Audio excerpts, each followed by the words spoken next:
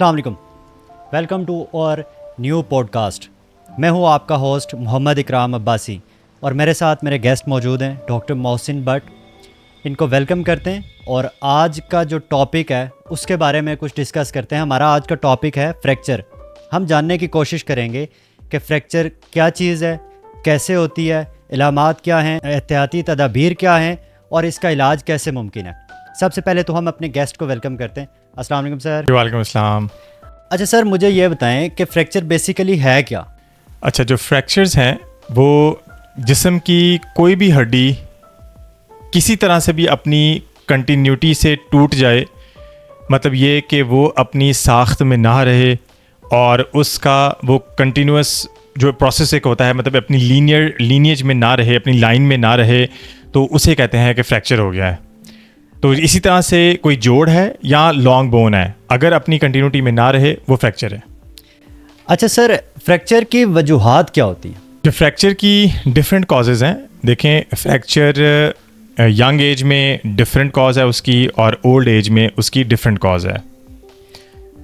Sir क्या इसको differentiate हम कर सकते हैं? यंग एज में क्या इलामात हैं, क्या वजूहात हैं, और ओल्ड एज में क्या वजूहात हैं? देखें, यंग एज में कोई भी कॉज हो सकती है। अगर आप लड़ाई के शौकीन हैं तो लड़ाई की वजह से भी हो सकती है। इसके अलावा कोई रोड ट्रैफिक एक्सीडेंट है, कोई बाइक ने यहाँ गाड़ी ने किसी ने आपको हिट कर दिया, हिट एंड रन या रोड ट्रैफिक एक्सीडेंट अगर हो गया।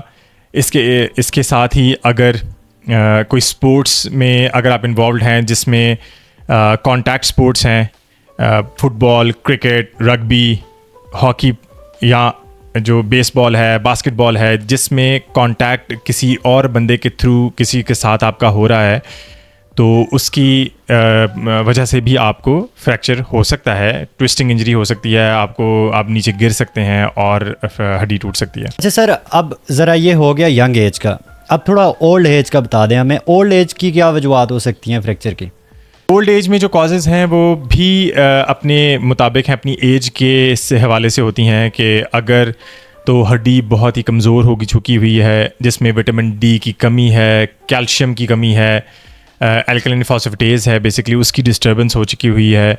और एज के अकॉर्डिंगली और बड़ी बीमारियां हैं जो कि एसोसिएटेड होती हैं बोन्स को, हड्डियों को कमज़ोर करने के लिए।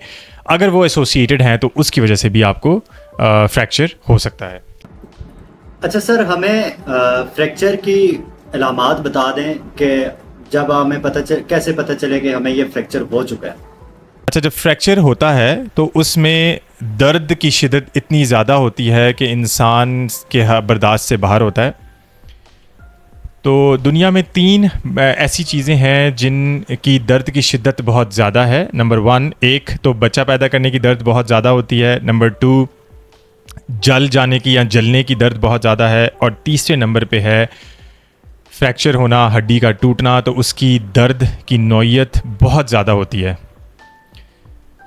अब दूसरी चीज़ है, फ्रैक्चर जब होता है तो इंसान के जो हड्डी का पोर्शन है जहाँ पे टूटा है वो उसमें सोज बहुत ज़्यादा पड़ जाती है, और जो अपनी लिम्ब है या अपना बाजू है या टांग है वो अपना हिला नहीं सकता और उसमें मूवमेंट नहीं होती, या तो टांग नीली हो जाती है या येलोइश हो जाती है और काली होने के भी चांसेस होते हैं अगर वो प्रॉपर टाइम पे नहीं उसका पता लगता। तो सर, फ्रैक्चर की कितनी अक़साम होंगी और ये किस किस तरह से हो सकता है? फ्रैक्चर की मुख्तलिफ अक़साम हैं। तो आम लोगों को समझाने के लिए कि फ्रैक्चर क्लोज्ड फ्रैक्चर हो सकता है जिसमें हड्डी जल्द से बाहर नहीं आती। ओपन फ्रैक्चर हो सकता है जिसमें हड्डी पट्ठों को फाड़ के और जल्द को फाड़ के बाहर आ जाती है और एक्सपोज हो जाती है एनवायरनमेंट के साथ, और जो गर्द व गुबार, मट्टी, सॉइल जो बाहर पड़ी होती है वो उसको लग जाती है, उसे कहते हैं ओपन फ्रैक्चर। और लास्ट में हम अगर बताएं आम पब्लिक को समझाने के लिए तो चिकनाचूर फ्रैक्चर को कॉम्बिन्यूटेड फ्रैक्चर कहते हैं मेडिकल टर्मिनोलॉजी में। वो एक टाइप है जिसमें चिकनाचूर हो जाती है हड्डी और वो कॉम्बिन्यूटेड में हम उसे कैलकुलेट करते हैं।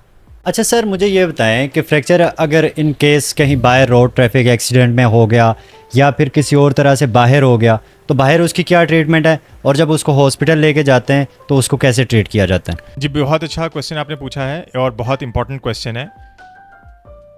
इसमें सबसे ज़रूरी चीज़ है कि अगर फ्रैक्चर किसी को भी हो गया रोड ट्रैफिक एक्सीडेंट की वजह से, कोई मोटरसाइकिल हिट एंड रन है या गाड़ी का एक्सीडेंट है, पैसेंजर्स हैं या पेडेस्ट्रियंस हैं जो रोड पे चल रहे हैं या कोई बाइक चला रहा है, तो सबसे पहले ये मेक श्योर करें कि जान सबसे ज़्यादा ज़रूरी चीज़ है। तो लाइफ बिफोर लिम्ब है, जान सबसे ज़्यादा ज़रूरी है। और ये उसकी जान सिक्योर्ड है कि नहीं, मतलब एयरवे, ब्रीदिंग और सर्कुलेशन, ये सबसे ज़्यादा इंपॉर्टेंट है। अच्छा सर, अगर उसकी जान सिक्योर्ड है तो फिर हम उसके बाद क्या करेंगे? जब उसको हॉस्पिटल लेके जाएंगे तो हॉस्पिटल में उसकी कैसे ट्रीटमेंट करेंगे आप? बिल्कुल, अगर जान उसकी सिक्योर्ड है और अल्लाह ताला ने उस पर रहमत की है, तो इसमें सबसे ज़रूरी चीज़ ये है कि आप हेल्प कॉल करें। रेस्क्यू है, ऑपरेटिव जो ऑपरेशंस करते हैं, या 1122 है, जिसको भी आपने कॉल करना है, हेल्प के लिए कॉल करें ताकि उसको फौरी तौर पे हॉस्पिटल शिफ्ट किया जाए। अच्छा, हॉस्पिटल शिफ्ट करने के साथ ये होता है कि आप जब हॉस्पिटल उसको शिफ्ट करते हैं तो उसकी जो इमीडिएट मैनेजमेंट है हॉस्पिटल में इमरजेंसी में शुरू होती है, और उसको सिक्योर करने के हवाले से जो भी चीज़ें होती हैं वो डॉक्टर हजरात वहाँ पे करते हैं। अच्छा सर, हर फ्रैक्चर को की सर्जरी करना ज़रूरी होता है क्या? नहीं, ये ज़रूरी नहीं है। देखें, टेम्परेरी कुछ मेजर्स होते हैं फ्रैक्चर को ट्रीट करने के लिए, और कुछ मेजर्स हैं जो कि परमानेंट होते हैं। तो आर्जी तदाबीर होती हैं और कुछ जो है वो मुस्तकिल तदाबीर होती हैं। तो सर, जो आर्जी तदाबीर हैं वो कैसे हैं? मसलन अगर मुस्तकिल की तरफ जाएंगे तो ज़ाहिर है सर्जरी होगी, कुछ इस तरह की प्लेट्स वगैरह, लेकिन जो आर्जी तदाबीर हैं उनके बारे में ज़रा बताएं, और फिर उसके बाद हम जानने की कोशिश करेंगे कि जो मुस्तकिल तदाबीर हैं वो कैसी रहेंगी। बिल्कुल, जो आर्जी तदाबीर हैं उसमें सबसे पहले ये है कि अगर तो ओपन फ्रैक्चर है तो सबसे ज़रूरी चीज़ है कि ओपन फ्रैक्चर, जैसे हड्डी एक्सपोज्ड है, हड्डी इन्वायरमेंट में एक्सपोज हो गई है, ब्लीडिंग हो रही है, तो ब्लीडिंग को सिक्योर किया जाए। तो ब्लीडिंग जब सिक्योर हो गई है तो आप कोई भी चीज़ जो अवेलेबल है, फॉर एग्ज़ाम्पल कोई रॉड है, स्मूथ रॉड है, कोई स्टिक है, किसी किस्म की कोई चीज़ ऐसी जिसको आप कॉटन लगा के, कपड़ा लगा के सॉफ्ट कर सकते हैं, उससे आपने लिम्ब को अलाइन करना है ताकि फ्रैक्चर को स्टैटिक रखना है एक जगह पे, ताकि वो एक जगह पे रहे और पेशेंट को पेन ना हो और वो न्यूरोवैस्कुलर सिस्टम को इन्वॉल्व ना कर सके, नस को ना छेड़ सके, कोई भी जो कोना है हड्डी का या शरीयान को ना छेड़ सके। अच्छा सर, ये तो हो गई टेम्परेरी। अब मुझे ये बताएं कि परमानेंट इस चीज़ का हल क्या है? इन केस अगर फ्रैक्चर हो जाए तो परमानेंट हल क्या है उस चीज़ का? जो परमानेंट हल है उसमें सबसे ज़्यादा इम्पॉर्टेंट ये चीज़ है कि फ्रैक्चर किस पैटर्न का था, किस नोयत का था और किस जगह से हुआ है।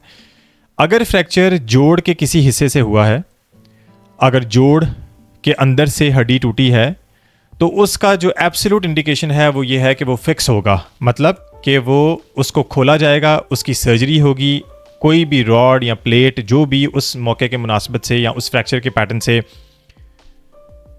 होती है वो हमें करनी पड़ेगी। और फ्रैक्चर अगर जोड़ से है तो हमें ओपन रिडक्शन और इंटरनल फिक्सेशन करनी पड़ेगी, मतलब प्लेट्स या रॉड्स या स्क्रूज इस्तेमाल करने पड़ेंगे। तो ज़रूरी नहीं है, क्योंकि लोग डरते हैं, घबराते हैं, किसी किस्म की रॉड या मेटल या प्लेट के जिस्म के अंदर जाने से परेशान होते हैं कि ये सारी ज़िंदगी रहेगी, क्या ये हमारे साथ कब्र में जाएगी, या क्या मामलात होंगे इसके, क्या ये सेफ़ है या निकालनी तो नहीं पड़ेगी। तो ज़रूरी नहीं है कि हर फ्रैक्चर को हम इंटरनली फ़िक्स करें और इसके अंदर प्लेट्स और स्क्रूज़ लगाएं। तो कुछ फ्रैक्चर्स हैं जो कि परमानेंटली एक्सटर्नल फिक्सेटर्स, बाहर शिकंजे लगाने से भी ट्रीट हो सकते हैं।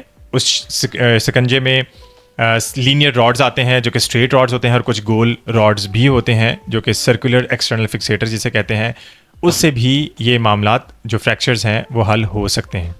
अच्छा सर, मुझे ये बताएं कि आप हर तरह की हड्डी जोड़ से रिलेटेड जो फ्रैक्चर हो, किसी किस्म का भी हड्डी जोड़ से रिलेटेड, जैसे कि हमें पता है कि ये नी रिप्लेसमेंट तो करते ही करते हैं, तो हर तरह का आप जो फ्रैक्चर है उसको डील करते हैं? जी बिल्कुल, देखें, गर्दन से ऊपर छोड़ के नीचे जितने भी किसी किस्म की भी कोई हड्डी फ्रैक्चर होती है तो उसको हम डील करते हैं अपनी ऑर्थोपेडिक्स में। अच्छा सर, साथ साथ काइंडली ये भी बता दें कि आपकी ओपीडी कहाँ होती है?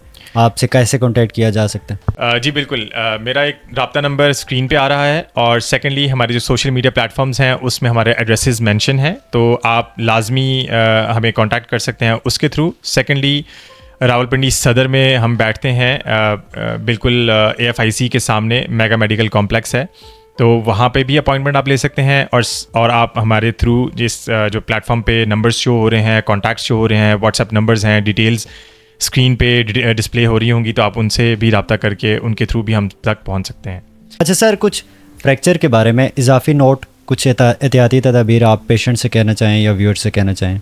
अच्छा जी, फ्रैक्चर के हवाले से जो सबसे इम्पॉर्टेंट चीज़ है वो ये है कि एज सून एज़ पॉसिबल जो लिम्ब, जो हड्डी फ्रैक्चर हुई है, जोड़ फ्रैक्चर हुआ है, उसको टेम्परेरीली स्टेबलाइज किया जाए किसी तरीके से भी, चाहे फुट्टे से करना है, स्टिक से करना है, छड़ी से करना है, रॉड से करना है, लेकिन उसके एंड्स के ऊपर इर्द गिर्द उसको एक कपड़े से लपेट लिया जाए ताकि वो नरम हो जाए और स्किन को इरिटेट ना करे या स्किन के अंदर ना घुस जाए। एक बात। दूसरी बात यह है कि एज सून एज़ पॉसिबल उसको मेडिकल ट्रीटमेंट, सर्जिकल ट्रीटमेंट दी जाए। उसको रोड पे गिरा है तो टेटनस का इंजेक्शन, पेन किलर्स लगाए जाएं, और इसके अलावा उसकी दर्द जितनी जल्दी पॉसिबल है कम की जाए और शिफ्ट किया जाए, हेल्प कॉल करके रेस्क्यू के थ्रू उसको शिफ्ट किया जाए किसी भी हॉस्पिटल, नियरेस्ट हॉस्पिटल की इमरजेंसी में, ताकि अगर उसको ज़ख़म है तो वो सीधे प्रॉपर अपनी इमरजेंसी में अपनी स्टेरिलाइजेशन का ख्याल रखते हुए, और अगर तो उसके पास इमरजेंसी में ट्रीटमेंट मौजूद है प्लास्टर की, हाफ प्लास्टर मतलब कि जिसको बैक स्लैब कहते हैं, तो वो उसको अप्लाई करें।